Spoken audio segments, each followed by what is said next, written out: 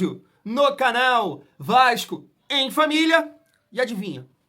Vasco ainda não contratou ninguém para correr na frente. E aí, o desespero, ele vai batendo na nossa porta, entre nós. Você acredita que ontem eu estava acompanhando algumas páginas no Instagram e a galera comentando do Max, o atacante do Sampaio Corrêa, ontem. E aí, vale a pena? Aposta?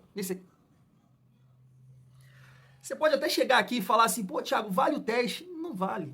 Não vale. Você lembra, não, em 2000 e sei lá das quantas, o Vasco contratou o Jairinho do Bangu? Não, família, não. Ai, Pedrinho, eu sei que você falou, né, aí no evento da Copa do Brasil, que você sofre como torcedor, porque você é um torcedor do Vasco, mas, irmão, corre, pelo amor de Deus, tá?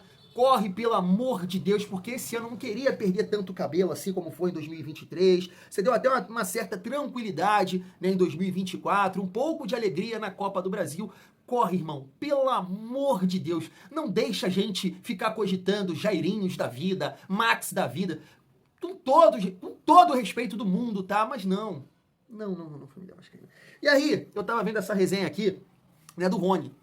Acabou, o Rony vai vir pro Vasco, esquece isso. Mas um time grande, né, que entra aí na disputa pelo Rony. O Grêmio fez uma proposta oficial, salário alto, né, para pagar ali pro Rony, em torno, né, de 1 milhão e batendo algumas metas pode chegar a 1 milhão e 100. A gente, né, eu já concordei com a galera que comentou aqui que por esse valor não dá.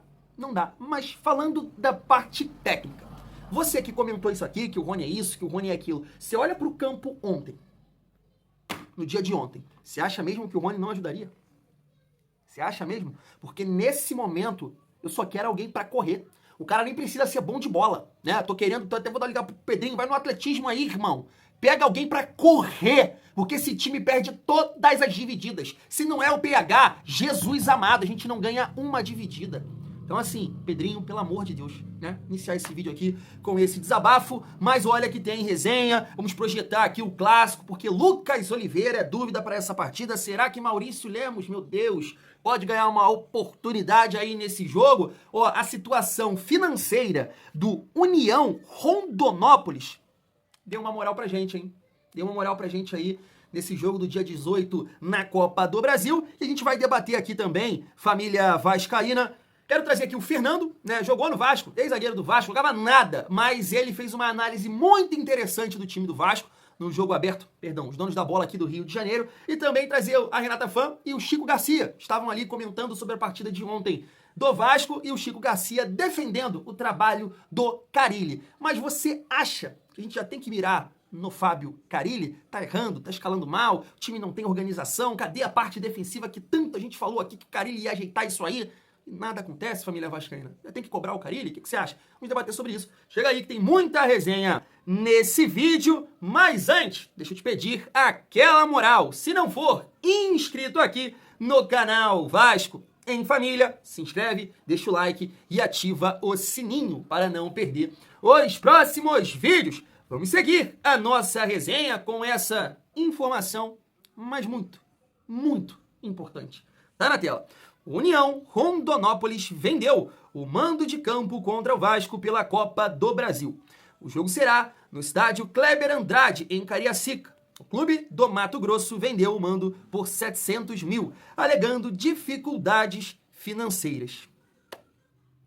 E aí você vai falar, Thiago, mas não é garantia de nada. Eu concordo com você, mas isso aqui foi importante, tá? Porque assim, família, o jogo de ontem foi um retrato, né, dessa estreia aí do Vasco na Copa do Brasil. Claro que eu não sei o nível do time do União Rondonópolis, não sei se é melhor ou pior que o Sampaio, que a Portuguesa, Madureira, Volta Redonda, mas eu entendo que jogando na casa dos caras, e a maneira que o Vasco está jogando seria muito complicado, muito mais difícil. Clima, calor, jogadores, né, do time mais acostumados a jogar no campo, né, seria muito mais complicado. Lá no Kleber Andrade vai ser difícil? Vai ser complicado? Vai, porque o que o Vasco está jogando vai ter dificuldade com qualquer time no planeta. Mas eu fiquei feliz, não posso negar, com esse jogo sendo em Cariacica, no Kleber Andrade, porque vai ajudar demais. O campo não é tão ruim assim, né, como poderia ser lá. Então, assim, família vascaína, Eu gostei, tá? Tô mais aliviado, mas claro que a gente tem que, né, performar muito melhor pra gente conseguir classificar aí pra segunda fase da Copa do Brasil. Seguindo aqui a nossa resenha pra gente já projetar o jogo de sábado. E olha, difícil, hein? Muito preocupado mesmo, porque o que o Vasco tá jogando é uma coisa assim que tá assustando.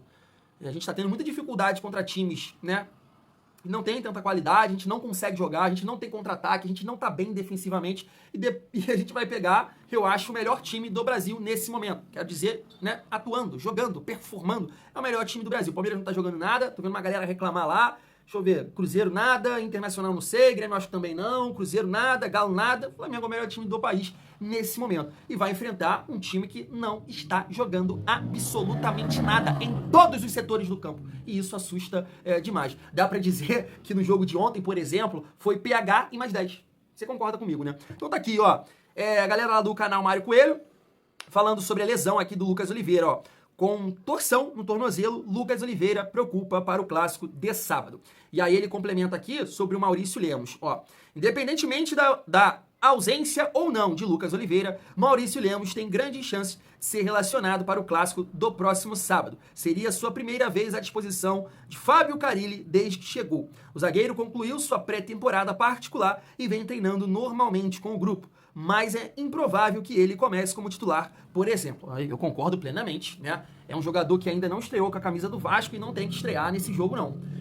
De repente pode se queimar até com a torcida, errar bastante, e aí, né, prejudicar a sequência dele com a camisa do Vasco. Eu sei que muita gente pode comentar assim, mas é isso, Thiago, né? É jogo grande, tem que testar o cara, mas eu concordo se ele tivesse 100% fisicamente, ritmo de jogo, tudo mais. Aí eu concordo plenamente com você, que não é o caso. Ele não está 100%, quero dizer, né, ritmo de jogo, a parte física, isso vai com certeza, ele vai adquirir jogando, então ele não está, né, no ritmo ideal para encarar uma partida como essa. Por isso que eu seguraria ali o Maurício Lemos, se precisasse de algum zagueiro, né, no decorrer do jogo, beleza, mas eu entraria aqui se o Lucas Oliveira não jogar, né, claro, com o Lucas Freitas, nem com o Souza eu entraria, porque, né, o Lucas Freitas é um jogador canhoto, vai jogar na dele, perna esquerda, eu sei que é jovem, eu sei que a amostra que a gente tem, né, em comparação lá, o tempo dele no Juventude é bem pequena, mas é o jogador que está melhor fisicamente, então eu entraria com ele para essa partida. Assim, família, eu vou colocar aqui uma opinião do Fernando, que jogou no Vasco, né, ajudou o Vasco a subir para a primeira divisão em 2009. Ele é comentarista do programa Os Donos da Bola aqui do Rio de Janeiro, e ele falou um ponto aqui bem interessante pra gente resenhar, inclusive eu toquei, né, nisso no nosso pós-jogo. Olha só. O Flavinho já tinha falado sobre isso, a gente retomou esse assunto. O Vasco tá sentindo muita falta. Boa tarde pra galera de casa, nem falei. Pô, vai dar 10 boa tarde também? Tu tá parecendo aquele cara boa tarde, pessoal. Educação não quer demais. Mas sentindo muita dificuldade dos lados do campo, ainda mais pro Verratti. A gente falou da dificuldade que o Vasco ia ter sem esses pontas, com a ausência de Adson, de David, e não conseguiram trazer jogadores à altura para poder fazer essa função. E o Vasco está sendo um time muito burocrático. Você consegue prever muito bem o que o Vasco pode fazer. É esperar uma bola no pé do Payet ou usando os lados do campo sempre com o PH ou o Lucas Piton, que tem até conseguido fazer bem a função, tem conseguido chegar em linha de fundo, tem conseguido ser eficiente nas suas funções, só que é muito pouco para um Vasco que quer chegar muito longe, que teve dificuldade no ano passado. Falta esse jogador do 1 contra 1, esse cara do drible, que vai, para esse tipo de defesa, né, como o Sampaio Corrêa, que foi muito bem dentro do que se propôs a fazer, precisa do drible, do 1 contra 1, precisa que você tire um jogador para que o outro saia na marcação e os espaços ocorram. Precisa de uma coisa que o Vasco também está faltando, é o ataque aos espaços. Os jogadores estão pedindo muito a bola nos pés. Quando você tem a bola nos pés, você não faz a defesa adversária se movimentar. Quando você ataca o espaço, se movimenta na última linha do adversário, você tem a profundidade e você ainda faz a defesa se mexer. Quando você faz isso acontecer, abre espaço para outros jogadores conseguirem penetrar nesses espaços que você cria. Tá aí, exatamente da maneira que eu vejo, e eu sei que muitos enxergam dessa forma também. O Vasco não tem um jogador para quebrar, romper linhas, tentar um drible, criar justamente esse espaço aí, sei lá, para o Felipe Coutinho, para o Payet, ter a condição de chutar no gol, não tem. O único que tenta fazer alguma coisa nesse sentido é o PH, né, que tenta criar um espaço, um tapa na frente, cortar para o meio do campo e ganhar em velocidade, é o único. E isso faz muita falta, porque o Fábio Carille, ele teve uma ideia e eu concordo, estava até comentando agora com a galera do grupo de membros, que essa ideia do trio de meio campo ali, dos volantes, cara, isso tinha que ser testado. Claro, né? A torcida ia cobrar. Poxa, como é que você não coloca em campo Jair, Tietê, Paulinho? Claro que isso tinha que ser testado. Só que eu entendo que o Carille ele vai precisar fazer uma correção, né, na rota. Pode até guardar. Guarda aqui essas ideias, tudo mais aqui, esse trio de volante, tem mais qualidade, né, no time titular. É bacana, mas a gente vai precisar, para isso funcionar, algum jogador para correr na frente, que não é o caso nesse momento. Não tem, né? Então acho que ele tem que segurar essa ideia e começar a mudar a rota. E como assim, Thiagão, mudar a rota? Entender que o nosso time não funcionou com a bola no pé, chegar no gol adversário trocando passes, isso não funcionou. É a hora de voltar e entender que o nosso time é limitado, para não dizer ruim nesse momento, horroroso nesse momento, e tentar colocar os jogadores mais físicos dentro de campo. E aí, ele vai entrar na zona de conforto dele. Claro, ele não tem as peças para conseguir potencializar o esquema tático dele, mas ele tem que tentar entrar nessa zona de conforto, colocar jogadores mais físicos em campo. Por exemplo, no jogo de ontem a gente viu Tietê e Jair em campo. Na minha opinião, isso nunca mais pode se repetir. Nunca mais. Porque tecnicamente eles não conseguem contribuir o que eles podem, porque eles são bons de bola, né? Os dois têm muita técnica, mas fisicamente o Vasco perde demais. O Vasco perde demais com os dois, então não dá pra repetir isso. Então, nesse jogo contra o Flamengo, por exemplo, vai jogar com 3 volantes, irmão, eu entraria com Hugo Moura, Matheus Carvalho e Paulinho. Pelo menos no meio-campo vai ter mais condição de pegar, de dividir, de ganhar alguma bola, porque todo mundo ali tem uma condição física. E eu seguraria Tietê e Jair, porque é isso que eu estou falando. A ideia de ter jogadores qualificados dentro de campo não deu certo. Então vamos para outra ideia, assumir que o nosso time é limitadíssimo e correr. Porque é aquilo que eu sempre falei com vocês. Time ruim, corre. E aí, família, eu queria passar também essa resenha do jogo aberto, que o Chico Garcia tava lá, não, início de trabalho, o Carille é um treinador de resultado. Eu queria perguntar para vocês, já dá pra gente cobrar do Fábio Carille dentro das opções que o Vasco tem? Vamos lá. Sinal de alerta, mas aqui dentro a gente tem que estar com a cabeça tranquila e todos sabendo o que a gente quer. Claro que acende sim esse sinal de alerta. Tem o Flamengo na sequência. Flamengo que amanhã faz um pit stop em outro clássico contra o Botafogo. E então, como o Vasco já entendeu o Campeonato Carioca antes dos rivais tradicionais, ele é cobrado. O desempenho não aparece, jogadores que têm problemas físicos, Payet e Coutinho não estão à disposição o tempo todo. Então o Vasco ele carece de soluções e de um elenco melhor. Precisa contratar, tem que buscar peças no mercado e, por enquanto, não tem ainda como nem avaliar o trabalho do Carille, porque o time ainda não está no mesmo padrão de Flamengo, Fluminense e Botafogo. E olha que o Botafogo tem problemas. Nossa, até por isso, Renata, quando você olha em termos de pontuação, o que o Vasco conseguiu nos primeiros jogos, né, o que deu uma gordurinha interessante, está ali hoje colado com o Flamengo, mas o Flamengo, né, pode se distanciar ainda nessa rodada, mas de qualquer forma o Vasco está cumprindo aquilo que precisa nessa primeira etapa do campeonato. É por isso que eu falo, o Fábio Carille, ele é um técnico de objetivos, ele está cumprindo, assim. O pessoal vai criticar muitas vezes o jeito de jogar, porque às vezes as pessoas ignoram as limitações que tem o Vasco. Tem grandes jogadores, como você citou aí, Payet, Coutinho, Verratti, que eu gosto muito, mas assim, é um começo ainda e o time ainda não encaixou. O Hugo Moura ontem foi muito cobrado pelo treinador, pela torcida também. Existe uma contestação nesse início de trabalho, mas é muito cedo. E o Vasco, cara, o Vasco tá dentro do seu limite, dentro da sua gavetinha, dentro da sua caixinha. E aí, é claro, né, vai jogar contra Flamengo e na sequência o próprio Botafogo. É difícil. Hoje, se você colocar os grandes do Rio, o Vasco tá atrás realmente em relação ao desempenho. Ontem o jogo foi difícil tecnicamente, para não dizer outra coisa. E foi lamentável também a discussão do João Vitor com a torcida, porque a torcida do Vasco, ela vem com problemas há muito tempo. O time, ele até tem alguns momentos positivos, mas as campanhas são normalmente muito ruins. E ontem teve essa desavença entre o João Vitor e torcedores do Vasco. O jogador não pode entrar nessa pilha. E é natural, né? A gente já viu isso acontecer várias vezes, o próprio Danilo com a seleção brasileira, né? Tem que ter a cabeça no lugar. O João Vitor, menino que surgiu aqui no Corinthians, a gente acompanhou o surgimento dele, foi pra fora, voltou, é muito talentoso. Eu achei que ele fosse ter uma sequência na Europa, não teve. Aí, na época, era o Alexandre Matos, ainda no Vasco, que busca ele por um valor alto, 6 milhões de euros.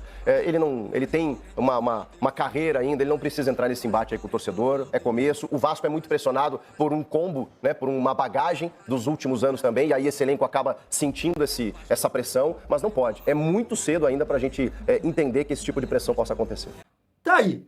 Começando por essa situação aí, João Vitor, que eu acho que é uma falta de respeito, sim. Tem que bater boca com o torcedor, ainda mais da maneira que o Vasco tá jogando. Mas eu gosto, cara.